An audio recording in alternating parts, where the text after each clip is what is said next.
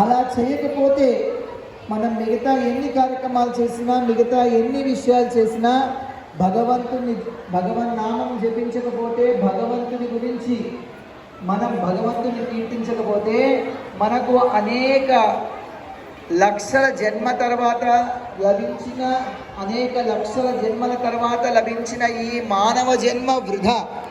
దయచేసి మానవ జీవిత సద్వినియోగం.